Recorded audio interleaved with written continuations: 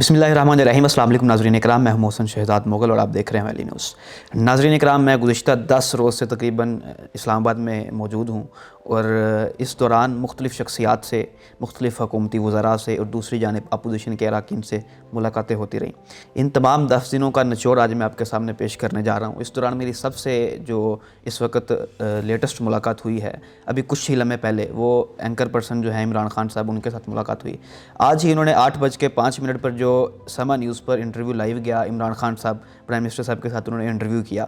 उस इंटरव्यू के बाद उनके साथ मेरी मुलाकात हुई और उनसे जो बातें ऑफ द रिकॉर्ड हुई वो उनसे पूछी कि ऑन द रिकॉर्ड तो जो कौम ने देख लिया, सारा कुछ था, आप वहाँ पर गए थे और आपने ओवरऑल क्या माहौल देखा, वज़रा से मुलाकात हुई और आपका क्या ऑफ द रिकॉर्ड बातें हुई खान साहब से। तो वो उनसे कुछ बातें जानी, वो सारी बातें आज अभी इस व्लॉग में आपको बताने जा रहा हूँ। और दूसरी जानिब खान साहब कल क्या करने जा रहे हैं, अभी वो एक तरफ बयान दे रहे हैं कि अभी कल जो है ना, कल का दिन ये जीत का दिन है और कल कौम पूरी इंजॉय करेगी। मतलब वो कुछ नया काम करने जा रहे हैं, पता नहीं क्या करेंगे, ये एक बहुत बड़ा सवाल है। इस सवाल को एड्रेस करेंगे इस व्लॉग में।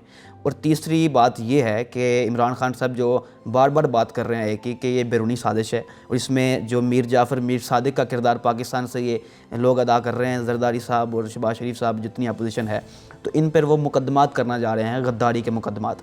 इस हवाले से ये 3 चीज़ों पे आज बात करेंगे। सबसे पहले बात करते हैं इमरान खान साहब के हवाले से, जिन्होंने आज इंटरव्यू किया प्राइम मिनिस्टर साहब का। तो जब उनसे मुलाकात हुई तो सबसे पहले उनसे मैंने कहा कि सर ये बताइएगा कि खान साहब जा रहे हैं कि नहीं जा रहे। सिंपल सा सादा सा सवाल। उन्होंने कहा यार वो जा रहे हैं। मैंने कहा आप तो उनके बड़े हमायती हैं, क्या आप इसको फैक्ट एंड फिगर्स में बता रहे हैं या फिर वैसे ही ये रियलिटी हो चुकी है। वो कहते हैं कि बस यार वो इस वक्त जो हकीकत देखी जाए, हकीकत बताई जाए तो वो वाकई जा रहे हैं, क्योंकि वो फंस चुके हैं। अगर तो वोटिंग कल हो जाती है तो वोटिंग में उनके नंबर गेम पीछे रह चुके हैं। वोटिंग हो जाती है तो वोटिंग में खान साहब के नंबर गेम पीछे रह चुके हैं, अपोजिशन आगे गुजर चुकी है। अब जो बात है कि पीटीआई इस वक्त 2 मैदानों में सियासत कर रही है, एक अवामी लेवल पर और दूसरा आइनी लेवल पर, यानी कौमी असम्बली में। कौमी असम्बली में देखा जाए तो खान साहब की जो मकबूलियत है वो नीचे आती नज़र आ रही है, क्योंकि इत्तेहादी जो है अपोजिशन के साथ शामिल हो चुके हैं और बहुत सारे इनके अपने अरकान भी उनके साथ शामिल हो चुके हैं। लेकिन इमरान खान साहब की पाकिस्तान में इस वक्त मकबूलियत बहुत ज़्यादा अरूज पर है। इसका सबूत जो है वो केपीके के इलेक्शंस है कि वो जहाँ पर उनका कोई हालत ही नहीं थी, लेकिन वहाँ पर वो 2-1 सीट से जीत गए। यानी अवामी लेवल पर जो उन्होंने एक बयानिया दिया था, यहाँ गवर्नमेंट से तो वो जा रहे हैं, लेकिन जाने से पहले उन्होंने एक चीज़ अपनी अवामी लेवल पर डेवलप कर ली, वो ये कि उन्होंने अपने आप को सच्चा साबित कर लिया।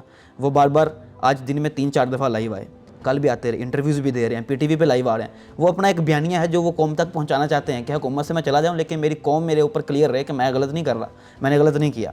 वो क्या कर रहे हैं, वो आते हैं, वो आके बता देते हैं कि जी ये गद्दार हैं और ये बैरूनी साजिश है, इसको बैरूनी साजिश साबित कर रहे हैं। और इस वक्त जो उन्होंने एक नारा लगाया कि हम ग़ुलाम नहीं हैं, इस ग़ुलाम नहीं हैं पर इस वक्त सारी कौम खान साहब को जो है दाद दे रही है, खान साहब की हमायत में आ गई है। दूसरी तरफ देखा जाए तो इस वक्त पीटीआई के जो ताल्लुकात हैं वो इस्टेब्लिशमेंट से भी ख़राब हो चुके हैं। अगर कोई बंदा कहे कि नहीं ऐसा नहीं है, ये गलत है, तो इसका सबूत आज उनका आर्मी चीफ साहब का बयान है। खान साहब ने एक तरफ अमेरिका को बात की, दूसरी तरफ उन्होंने कहा कि आर्मी चीफ साहब ने कि हम रूस और अमेरिका दोनों के साथ ताल्लुकात अच्छे रखना चाहते हैं। तो इसके बाद से पीटीआई के बहुत सारे लोग ऐसे थे जिन्होंने आर्मी चीफ साहब को भी गालियाँ दी, तो लेकिन क्या कह सकते हैं, इस पे बात नहीं करते। मतलब खान साहब के ताल्लुकात ख़राब हो चुके हैं। अगर ताल्लुकात ख़राब ना होते तो आपको क्या लगता है कि एमक्यूएम जैसी पार्टी, बाप जैसी पार्टी जो है वो उसके साथ जाके मिल जाती है अपोजिशन के साथ। अपोजिशन के साथ क्यों मिली, उनको पीछे से आर्डर हुआ तो मिली। ये एजेंसियों पे के एजेंडे पे काम करने वाली पार्टीज़ है दोनों, बड़ी बात है, लेकिन मैं कर रहा हूँ।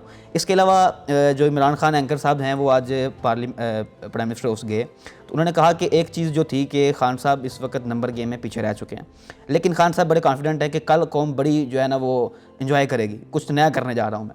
अब नया क्या हो सकता है, इस पे उन्होंने कहा कि अगर तो उनके वोटिंग में वो हार जाते हैं तो उसके बाद उनके जितने एमएनएज़ हैं वो इस्तीफ़ा दे देंगे कौमी असम्बली से। जब वो इस्तीफ़ा दे देंगे तो उनकी पूरे पाकिस्तान में इस वक्त 50% से ज़्यादा तादाद जो है वो खान साहब के पार्टी की है। अगर वो सारे इस्तीफ़ा दे देंगे तो पीछे री इलेक्शन का ऑप्शन दोबारा से आ जाएगा। एक तरफ खान साहब ये इतराफ़ भी कर रहे हैं कि मुझे इस्टेब्लिशमेंट ने 3 ऑप्शन दिए थे। एक क्या था, एक उसमें था कि री इलेक्शन करवाया जाए या अदम एतमाद करवा लिया जाए, या तो आप इस्तीफ़ा दे दें।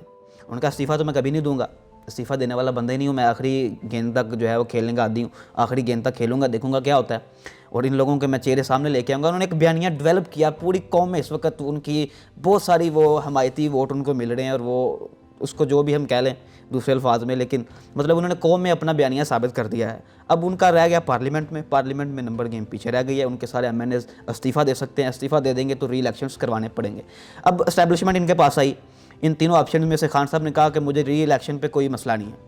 इसके बाद अब क्या चीज़ थी कि एस्टैब्लिशमेंट जाती है अपोजिशन के पास, अपोजिशन को भी इस बात पे मनाती कि आप भी री इलेक्शन पे आ जाएं और री इलेक्शंस करवा लेते हैं। लेकिन अपोजिशन ने इस चीज़ से इनकार किया कि वो री इलेक्शंस नहीं करवाएंगे। अगर तो वो मान जाते तो मामला तो यहीं सेटल डाउन हो जाना था, फिर ये न्यू इलेक्शंस पे आके बात ख़त्म हो जानी थी। लेकिन अगर वो नहीं माने, अब इमरान खान साहब ये करना चाहते हैं कि वो कल शायद वोटिंग करवाएं। वोटिंग करवाने के बाद उनको ये भी पता चल जाए कि किन लोगों ने उनकी मुखालफत की थी, और उसके बाद उनके सारे एमएनएस कौमी असम्बली से इस्तीफ़ा दे जाएँ, फिर बात री इलेक्शंस पे आ जाएगी। इसके अलावा एक ऑप्शन, एंकर इमरान खान साहब ने ये भी बात की कि कल जो है ना लड़ाई भी हो सकती है, मतलब पीटीआई जो है ना ये लड़ाई कर सकती है, तसादुम कर सकती है कि किसी तरीके से जो ये पार्लियामेंट का आज इजलास है ये मौखर हो जाए। कानूनी आइनी तरीके से इसका लेटर जारी हो चुका है, कल हर हाल में वोटिंग होनी है। अगर नहीं होती तो ये आइन के ख़िलाफ़ है, स्पीकर इसको कभी भी अब डिले नहीं कर सकता, उसको वोटिंग करवानी पड़ेगी।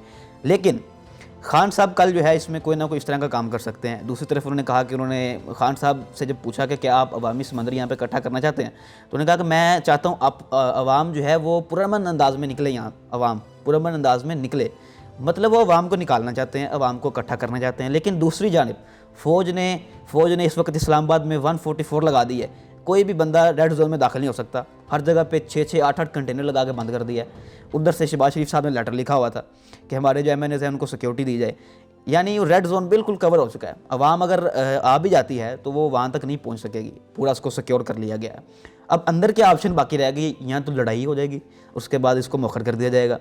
उसके अलावा एक ऑप्शन और है, वो ये कि स्पीकर जो है, स्पीकर वो गिनती 172 को 132 बता दे, उससे तो कोई कानूनी तौर पर नहीं पूछ सकता। सुप्रीम कोर्ट भी कल ये बात का एतराफ़ कर चुकी है कि वो एक आइनी फोरम है पार्लियामेंट, और जो स्पीकर है उसके फैसले पर सुप्रीम कोर्ट सवाल नहीं उठा सकती।